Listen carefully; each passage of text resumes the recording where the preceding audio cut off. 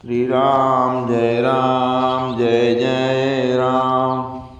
श्री राम जय जय राम। श्री राम जय जय राम। सच्चिदानंद भगवाननी जय। आज सत्संगનો મુખ્ય વિષય આવે કે આત્માનો સાક્ષાત્કાર થયા પછી એ અનુભવ ખોવાય ખરો, એટલે આત્માનો અનુભવ સ્થિર થતાં વાર કેમ લાગે છે? તો જો આપણો દરેકનો સાક્ષાત અનુભવ એ તો હું છું જ, એ સાક્ષાત અનુભવ છે, પણ હું છું જ એ પણ અનુભવનો વિષય છે. અને વાસ્તવિકતામાં આત્માના અનુભવની સ્થિરતા થતાં વાર લાગે છે. અનુભવની સ્થિરતા થતાં, જ્યાં સુધી અનુભવની સ્થિરતા નથી થતી ત્યાં સુધી તૂટક અનુભવો આવે છે, જાય છે, આવે છે, જાય છે.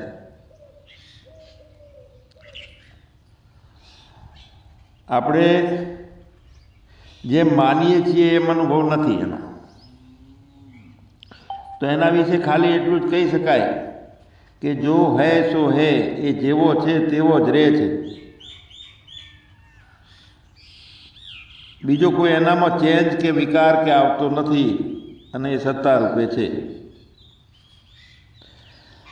જો સામાન્ય અગ્નિ દજાડતો નથી, પણ વિશેષ થયેલો અગ્નિ હોય લાકડામાં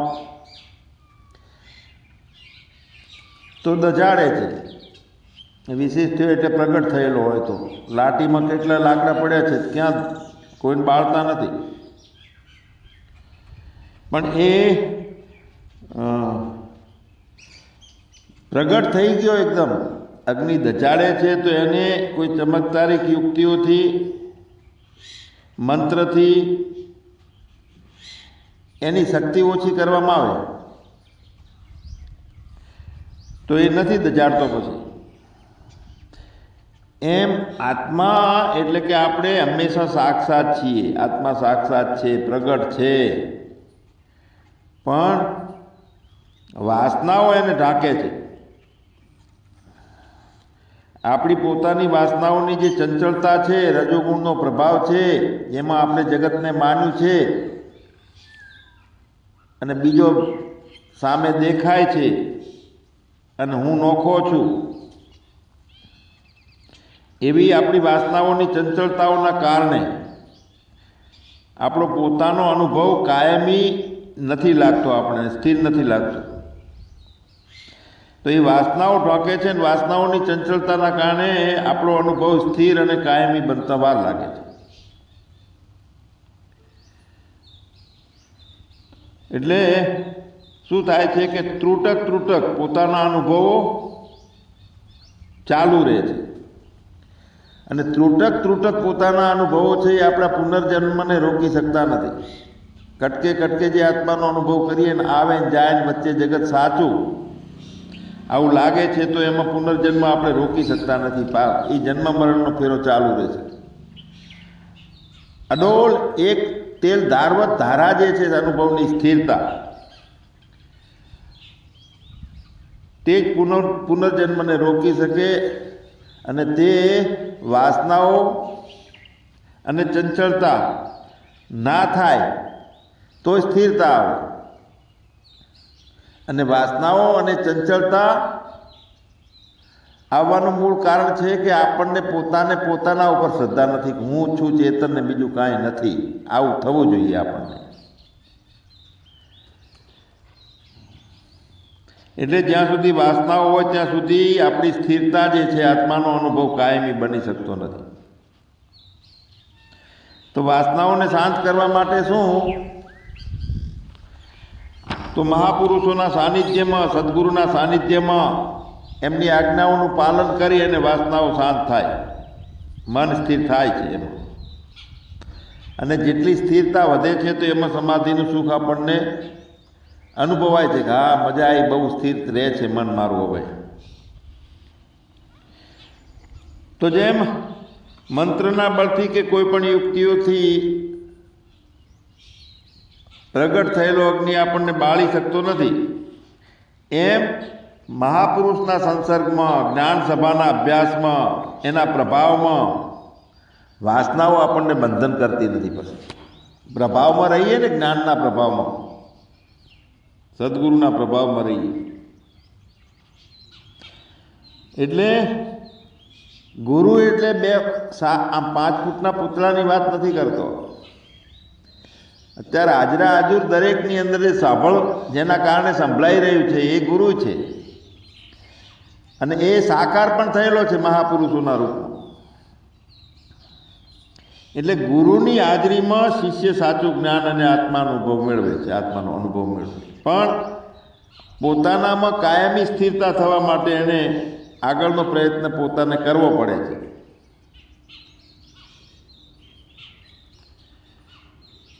તો એમાં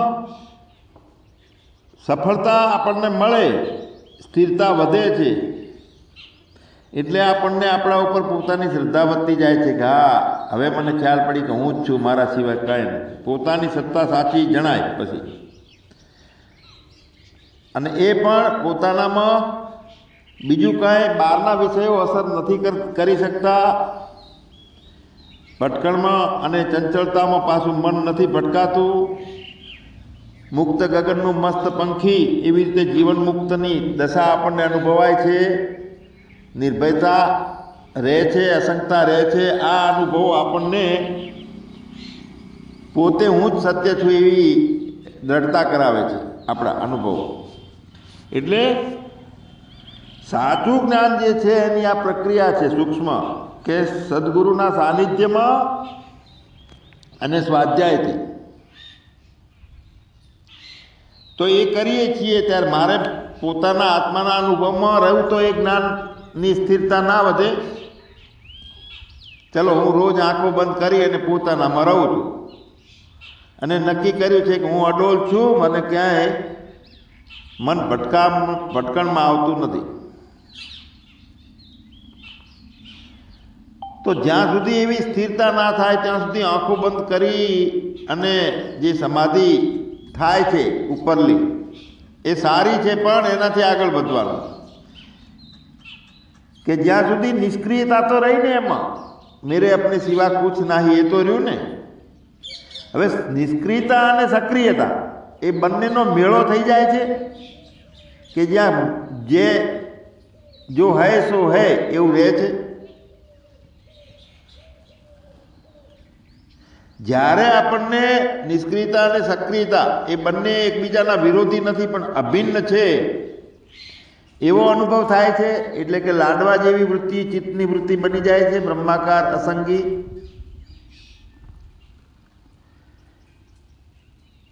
એટલે આ આવી સમાધિ સાચી સમાધિ કે જ્યાં ના કુછ હે ના હોવાનાર. તો આવું આપણું નિત્ય સ્થિરતા આવે છે ત્યારે સક્રિયતાની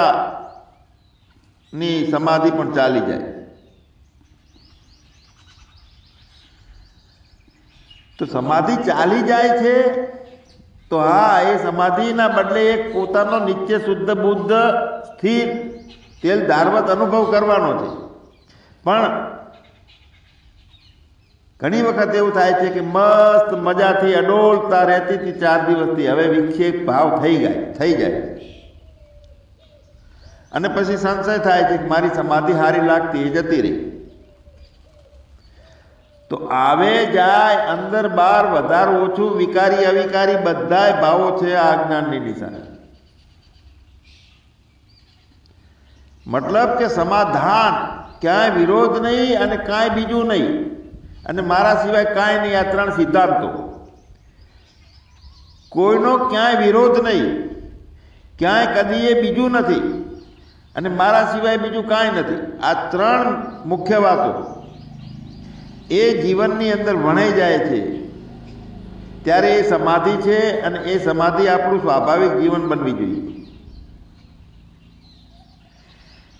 આ એક સ્થિતિ એવી છે કે આપણા પ્રયત્નો વગરની પ્રયત્નોમાં વિચાર આવે છે, આપણી સ્થિતિને ગોઠવવા માટે ગોઠવવાવાળો હું ઊભો રહે છે. તો પ્રયત્નોથી ઉપર એક અનાયાસ એવી અવસ્થા છે આ. અને જ્યાં સુધી એવી સ્થિરતા, એવી અનાયાસ અવસ્થા, એવી સ્થિરતા નથી થતી ત્યાં સુધી પ્રયત્નો બધા પ્રકારના મોક્ષ માટેના જરૂરી છે. એ બધા પ્રયત્નો કૃત્રિમ છે, પણ અવસ્થા અકૃત્રિમ છે. પ્રયત્નો બધા પ્રયત્ન કરવાના છે, પણ અકૃત્રિમ અને અનાયાસ આનંદના અનુભવની આ વાત છે.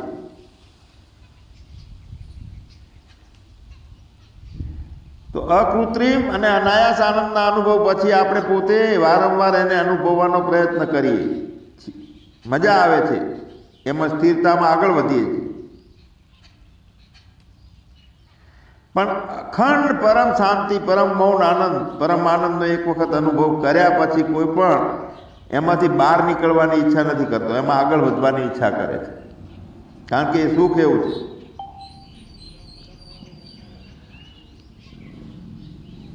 અને બીજા વિષયોમાં મન દોડી દોડીને જતું હોય ને ત્યારે ડંખવા લાગે છે. કોઈ પણ બીજા કામમાં મન લગાડવાની આપણી ઈચ્છા પણ નથી રહેતી.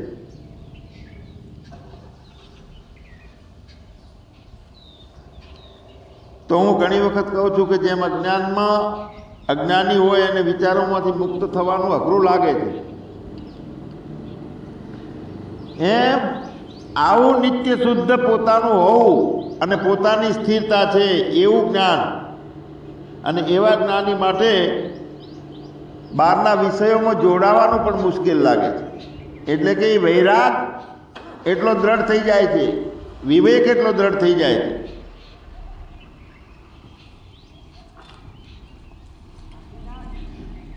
આપણે પોતાના આત્માને જાણતા જ નથી તો સાધારણ મનુષ્યનો અનુભવ છે.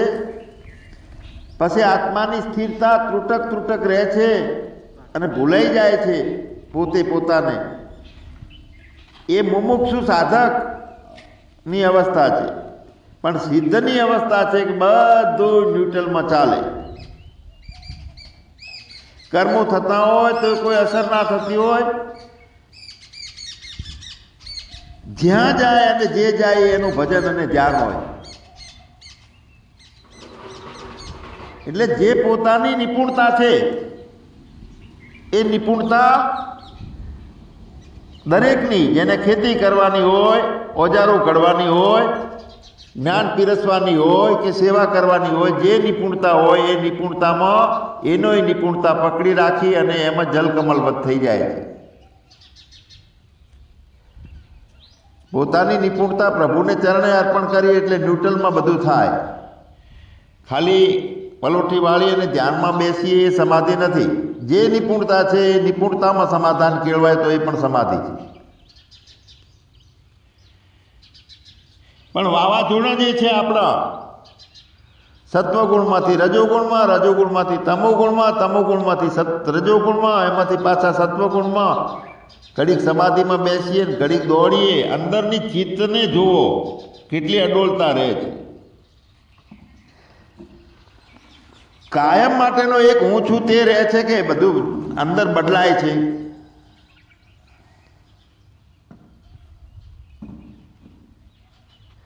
અને જો ધીમે ધીમે પાછો હું ઊભો થતો, નિત્ય રહેતો ને પાછો ના રહેતો, તો એ એક વિચાર છે, અહમ વિચાર છે.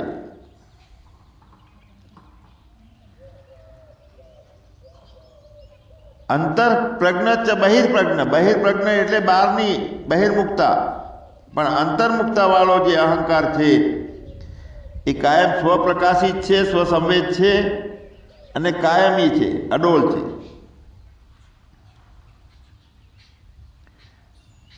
વાસનાઓ અને ચંચળતા આ બંને વારંવાર હુમલો કેમ કરી શકે જ્ઞાની ઉપર? તો જન્મારાના શરીર સાથેની આસક્તિના સંસ્કારો છે આપણા. શરીરનો જન્મ છે તે વ્યક્તિનો જન્મ નથી.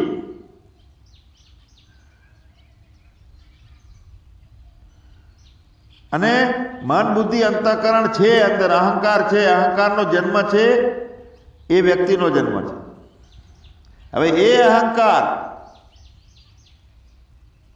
ખતમ થઈ જાય, ફરીથી ઉગવાનું બીજ બળી જાય, એ અહંકાર પૂરો થઈ જાય તો બીજું કાંઈ મેળવવાનું નથી. પોતાની સ્થિતિ જેમ છે તેમ છે. જો હૈ સો હૈ. તો જો હૈ સો હૈ સ્થિતિ એટલે વિચાર વગરની શૂન્ય અવસ્થા છે. તો ના, એટલેથી પૂરતું નથી. પણ કોને જણાય છે એ શૂન્યતા? અવિચારને જાણે છે કોણ? શૂન્યતાને જાણે છે કોણ? જે વિચારોને જાણતો હતો, જગતને જાણતો હતો, સુખને જાણતો હતો, દુઃખને જાણતો હતો, એ જ જાણનારો છે સત્તારૂપે.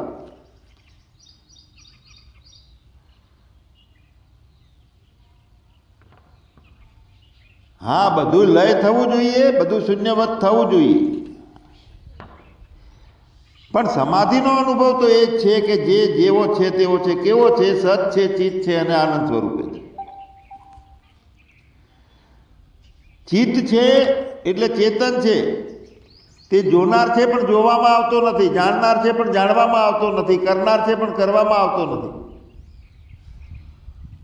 જેવો છે એવો ને એવો રહે છે ને એની સત્તા છે બધી. એટલે આપણને શરૂઆતના અનુભવો ધીરે ધીરે ધીરે ધીરે જેમ જેમ જણાતા જાય છે એમ થોડે થોડે અભ્યાસ થતો એ અનુભવો બધા બરાબર થતા જાય. પણ એ અનુભવો બરાબર થયા પછી હું પ્રગટ થયો કે ના, એ પ્રગટ થયો એવું લાગે છે. વાસનાઓ ખસી ગઈ, સંશયો ટળી ગયા, પણ હતો તો મૂળમાં એનો એ પહેલો. શરૂઆતમાં આપણને મસ્ત સ્થિરતામાં આવીએ એટલે ઉત્તેજિત થવાય મન, અંતઃકરણ પોતાના કાયમી અભ્યાસથી. પછી એ ધીરે ધીરે સામાન્ય બની જાય. પછી આપણું ઉત્તેજના નથી રહેતી.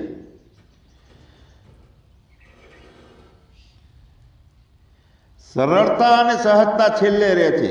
પછી એમાં કોઈ પ્રકાશ નથી રહેતો, એમાં કુંડલી અને પ્રાણવાયુની અંદર ખળભળાટ નથી રહેતો જીવનમાં અંદર ક્યાંય.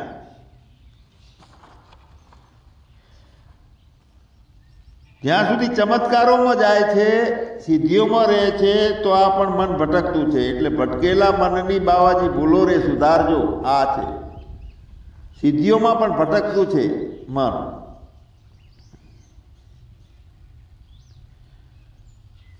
પૂર્ણ પોતાની અંદર સમર્પિત થઈ ગયેલો બધું જ, આખું જગત અને જગતને પકડનારો અહંકાર બધું.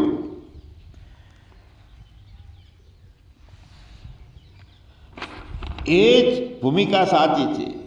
એટલે ભગવાન મનને અંતર્મુખ બનાવવું મુખ્ય વસ્તુ છે. અહમ વિચાર ક્યાંથી ઊભો થયો છે અને અહમ વિચારમાંથી એ પ્રવાહિત થઈ અને કેટલો બધો આગળ વધી ગયો છે કે સૃષ્ટિની રચના કરી નાખી અહમ વિચારે. હું તું મારા તારાના અનુભવો ચાલુ કરી દીધા. 3 અવસ્થાઓ પકડી.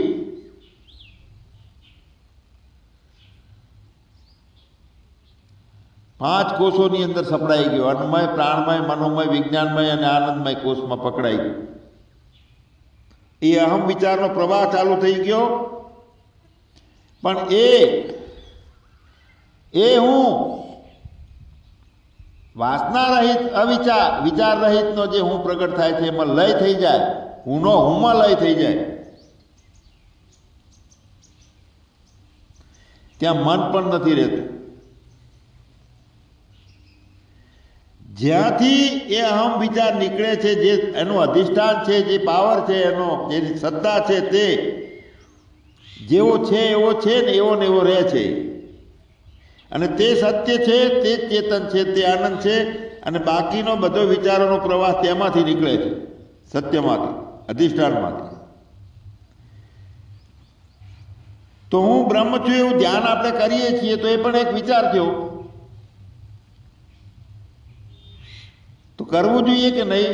હું બ્રહ્મ છું એવો દ્રઢ નિશ્ચય જોઈએ. સપને નહીં હું દેહ એવો નિત્ય અનુભવ જોઈએ. તો આ કરવો જોઈએ. કેમ કે ત્યાં અહંકાર મોળો પડી નાશ પામે છે, વિલય થાય છે. અને અહંકારનો વિનાશ પછી મુક્તિની શરૂઆત થાય છે. તો એવી મુક્તિની પ્રાપ્તિ એ એક હું ને બીજા હુંમાં લય કરીને બંને હુંને દ્રષ્ટિમાં રાખી અને એક હું બચે છે એ જોવાનું. એટલે હું વિચારની તપાસ કરીએ તો હુંનો લય થાય છે કે નહીં એ આપણે જોવાનું છે. પણ પોતાને જ્યાં સુધી વાસના અને ચંચળતા હોય છે ત્યાં સુધી ખબર નથી પડતી કે હું ક્યાં ક્યાં ઊભો થઉં છું, કૂદકા મારું છું. આપણું પોતાનું સ્વરૂપ કાયમ અડોળ, અતૂટ અને વ્યાપક રહેનારું છે, અવિચ્છિન્નપણે રહેનારું છે, પ્રભાવ વગરનું છે, કોઈનાથી પ્રભાવમાં આવતું નથી. વાણીથી, શબ્દોથી, જીવનથી, સૃષ્ટિથી કોઈના પ્રભાવમાં નથી આવતું. ગુરુના પ્રભાવમાં નથી, શાસ્ત્રના પ્રભાવમાં નથી.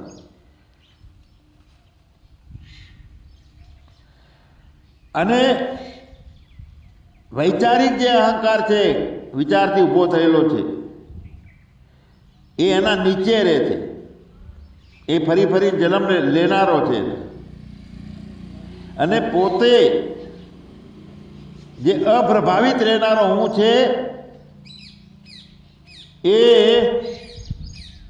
વૈચારિક જે અહંકાર ઊભો થયો, હું થયો છું, વિચાર એક હુંનો વિચાર ઊભો થયો છે, એમાં લય થઈ જાય છે એક હુંનો બીજા હું.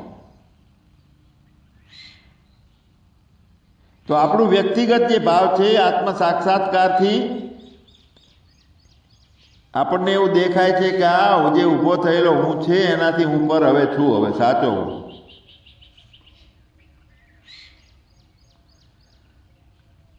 અત્યારનું જે આપણું અજ્ઞાન છે, અવસ્થા છે અજ્ઞાનની,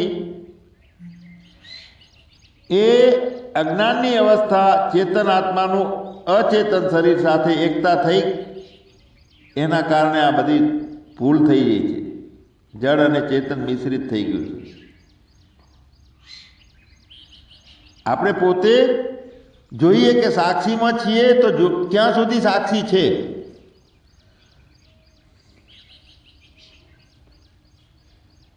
સાક્ષીની ભૂમિકા જે છે તો વિચારોના સાક્ષી છીએ આપણે પોતે. તો સાક્ષી છે એ કલ્પના જ છે. પછી એ પણ મૂળ જેમ છે એમ એ સ્થિતિ નથી આત્મા. એ પણ એક ભાવના છે સાક્ષીની. પણ હું અડોલ છું, અસંગ છું, નિત્ય શુદ્ધ મુક્ત છું ને બધાનો સાક્ષી છું, એ ઊંચામાં ઊંચી છેલ્લી કક્ષાની ભાવના છે. એ ભાવના, અને એ ભાવના ચેતનામાં છે ને ચેતનામાં હોવી જોઈએ. ચેતનામાં જગત પહેલું રહે છે અને સુખી દુઃખી રહીએ છીએ અને પુનર્જન્મ પ્રાપ્ત કરીએ છીએ. એના બદલે હું સાક્ષી છું એ ભાવનામાં પુનર્જન્મ નથી થતો.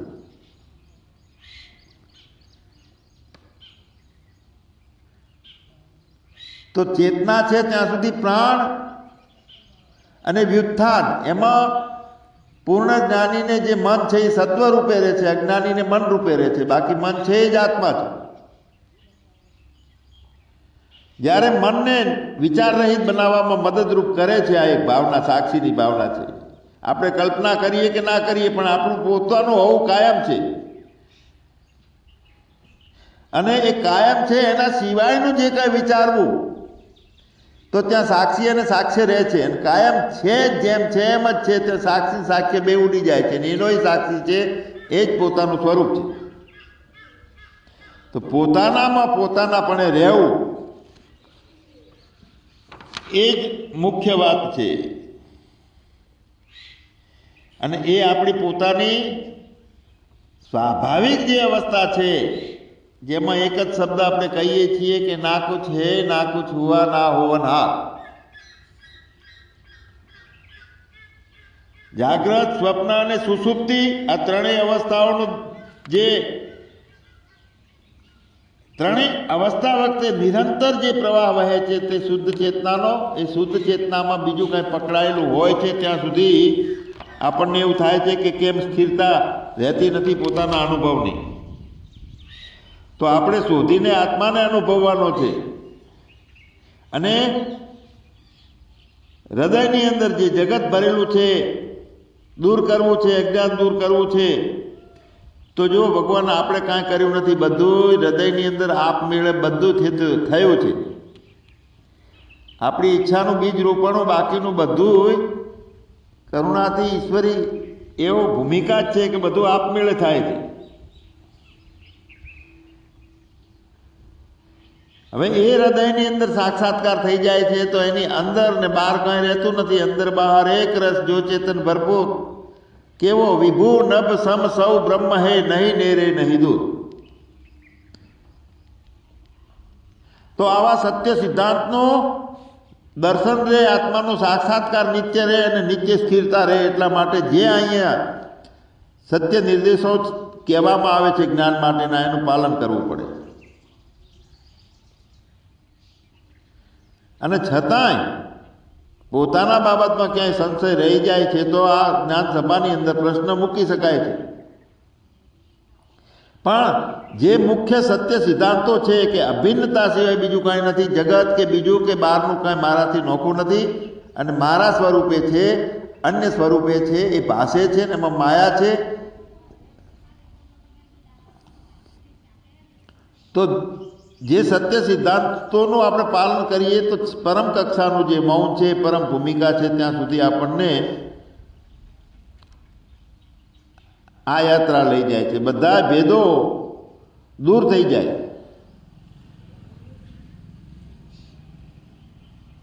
એટલે અહમ બ્રહ્મ,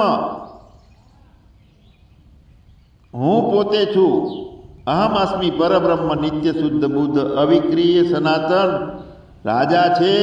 એનો પુત્ર હોય રાજકુમાર કહેવાય. એમ પૂર્ણ જ છે, પૂર્ણ જ રહે છે, પૂર્ણ સિવાય બીજું કાંઈ છે નહીં. અને તે આપણી બાદશાહી જ છે. સચ્ચિદાનંદ ભગવાનની જય.